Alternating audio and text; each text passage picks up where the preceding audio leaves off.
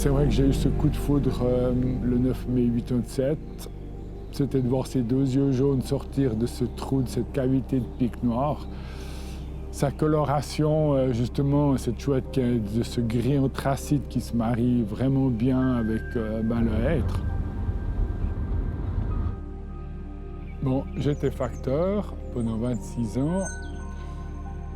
Passionné tout d'un coup avec un déclic, avec un coup de foudre en voyant ma première Tegmalm. Et puis, au fait, 20 ans quasi de bénévole auprès de la station ornithologique suisse qui m'a enfin engagé en 2006, où j'ai pu quitter la poste. Et au fil des jours, c'est vrai que en travaillant à la station, ça m'a ouvert plein de portes et puis je peux enfin vivre au fait de ma passion.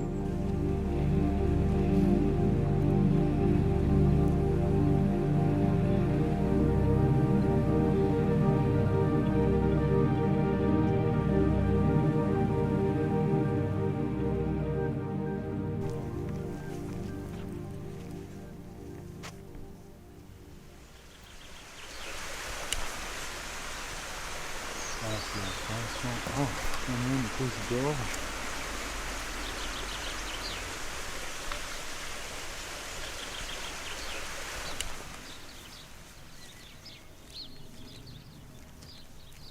Ouais.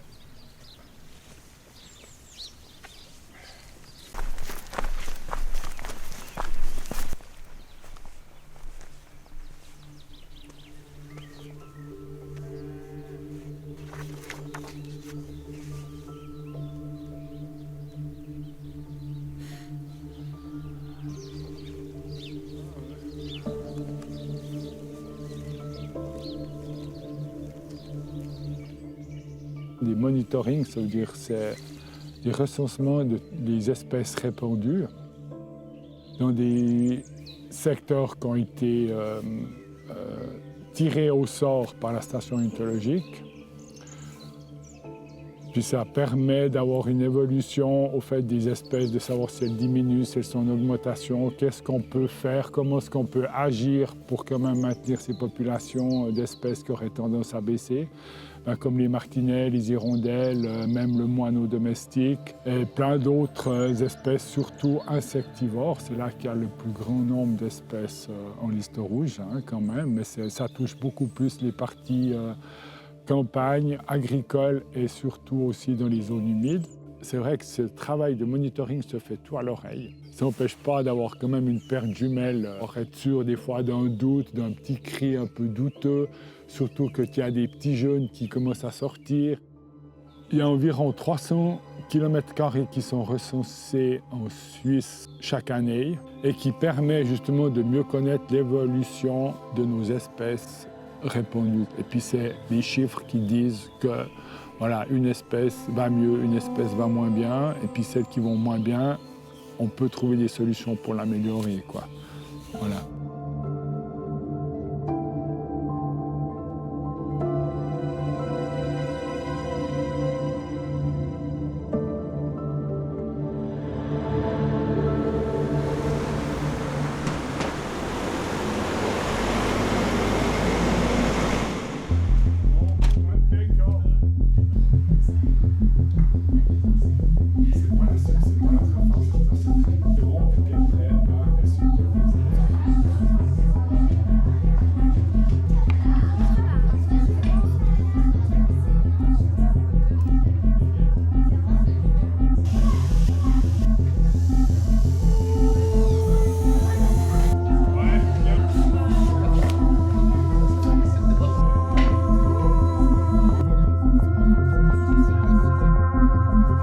Si on veut continuer à entendre des oiseaux encore pendant des générations, je pense qu'il faut aussi agir un petit peu, il faut sensibiliser les gens, la population, les élèves. Et puis c'est pour ça que j'ai aussi le plaisir d'aller de temps en temps en classe pour justement aller parler de ma passion en espérant qu'il y ait de la relève après moi, quoi. Voilà.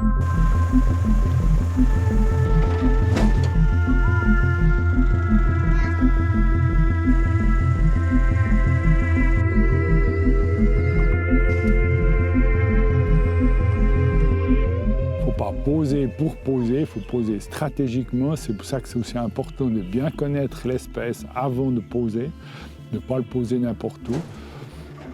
Ça manque d'infractuosité pour certaines espèces. La preuve, c'est que voilà, si je n'avais pas posé un certain nombre de nichoirs pour la tegmalm, un certain nombre de nichoirs pour la huppe, peut-être bien qu'il s'adapterait son nichoir, mais ça aide quand même, ou ça retarde peut-être une future échéance de l'espèce, quoi.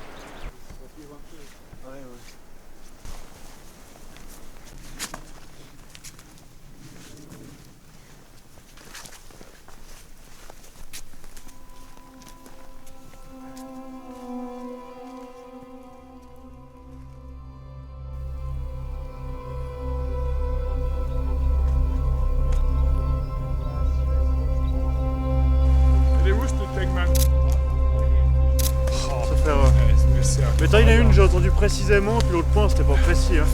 Elle est là, elle est là.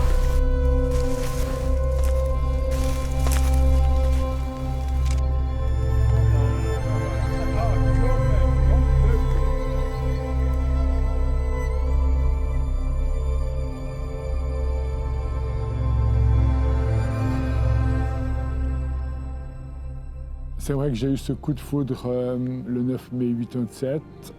C'était de voir ces deux yeux jaunes sortir de ce trou, de cette cavité de pic noir.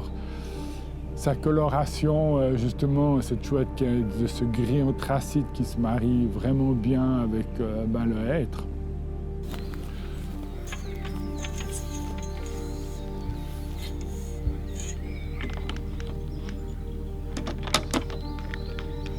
Ah, elle est encore là, la mer. Ah, c'est parfait. Ah. Ça va faire 37 ans que je suis accro de cette petite chouette, mais malheureusement, voilà, elle souffre beaucoup aussi du réchauffement. C'est quand même une relique glaciaire, donc voilà, malgré le réchauffement, elle a quand même su s'adapter à chez nous, mais voilà, elle a quand même encore tendance à disparaître. Et puis, je pense que je vais continuer à la protéger, à en parler aussi avec les gardes forestiers, les inspecteurs forestiers, de protéger des arbres, de mettre quelques nichoirs où il faut. Je garde espoir, mais c'est difficile, quoi. Voilà.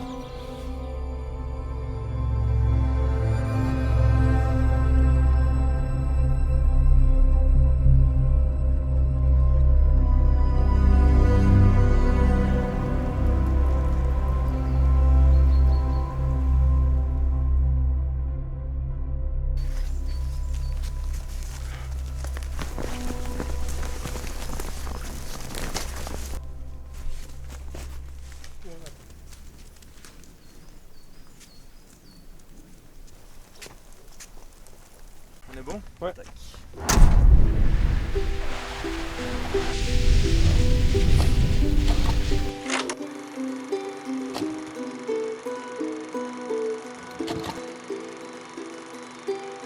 La huppe faciée, c'est vrai que c'est un oiseau qui m'a fasciné la première fois que je l'ai vu, c'était en Valais, je me rappelle, qui est quand même un noyau principal en Suisse. En fait, il y avait eu un projet qui avait été lancé de se donner une idée de quelle population il y avait sur la côte vaudoise.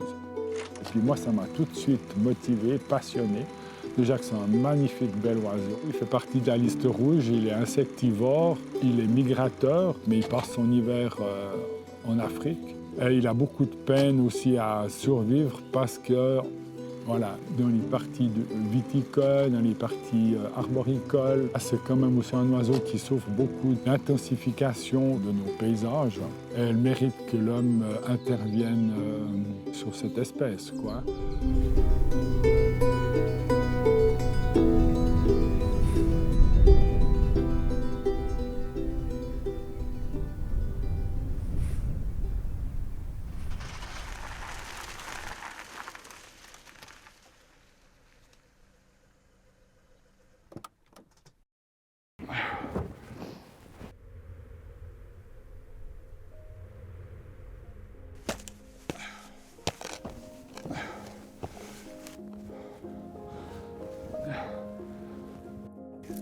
Mon métier consiste aussi à recréer des milieux. Si on regarde un peu nos campagnes, c'est quand même, dans certaines zones, c'est des déserts biologiques. Et puis je trouve que voilà, ça manque de structure. Et puis on a cette possibilité justement de recréer des haies, de recréer des vergers, de revitaliser des vieux vergers quand on tendance à disparaître.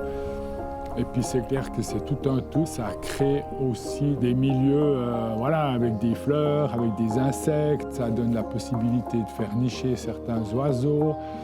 C'est quand même beaucoup plus beau dans un paysage, mais c'est plus pour recréer une certaine dynamique dans la biodiversité, quoi. Voilà.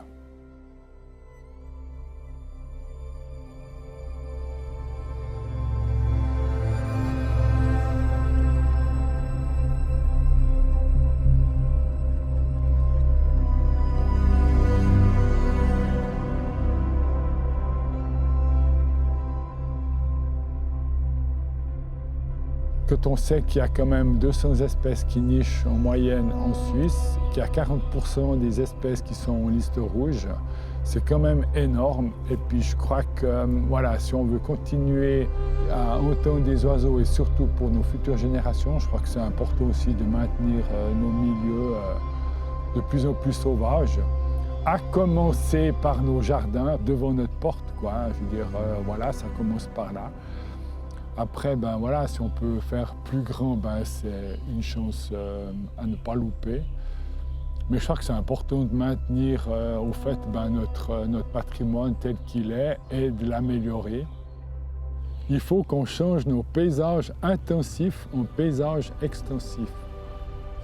Voilà.